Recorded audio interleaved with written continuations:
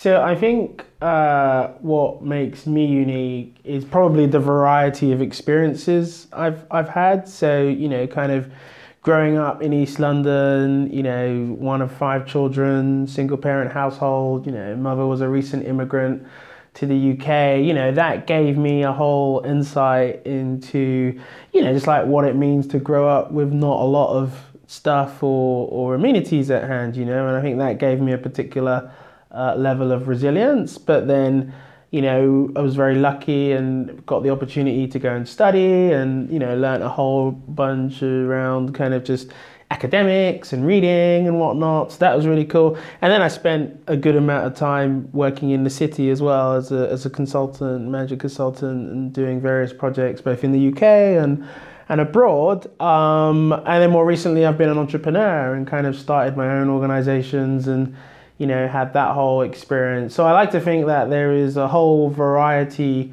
of, lived and learned experience that kind of gives me a unique perspective on things and people and, how I approach my work. So yeah. It's a kind of a friend, mentor. He's about 20 years older than me, and his name's Dennis. And I think what he has done is always listened to me, always provided me with challenge and kind of wise perspective and advice when I've got a problem or I'm thinking about making a decision.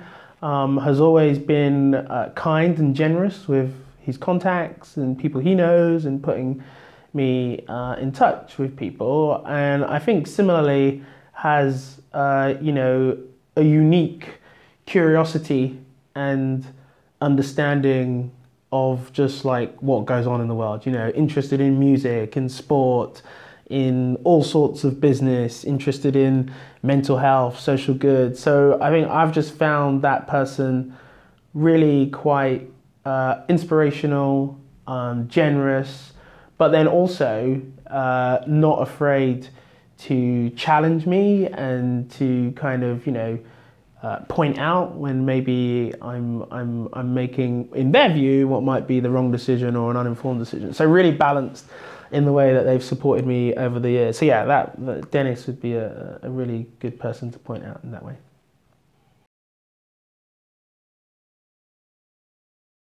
So I think the first bit is, how can business change? And I think there's a piece about kind of, if the modern world is becoming more and more diverse, and there's just a whole diversity of people who are buying, consuming, participating in our global economy. And so I think it's important that businesses have, diverse brains and diverse perspectives in their organizations, right? In order to be able to kind of meet the needs and the demands of an ever increasing diverse kind of citizen or consumer or whatever you want to describe it.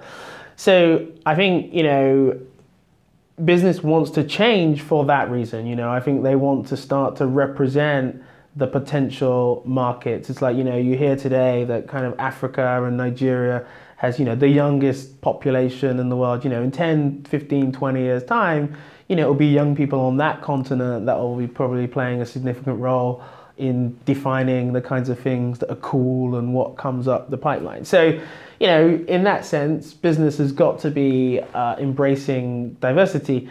Why is it important? Because I think, if you are a good business or you want to be a good business, you want to be a business that's around in 20, 30, 40, 50, 100 years time, right? You don't want to just be a flash in the pan. And again, I think being able to tap into a diverse workforce, diverse mindsets, a diverse set of customers, and really like hold and maintain them is going to become ever increasingly important to being a business that really sustains and sticks. So I think that's why it's important, and I think this is one way that business could think about going about it. But yeah, I think it starts with people, right? And actually being able to attract and create environments that support all sorts of people to grow is really, really important, you know. So yeah, that would be my view.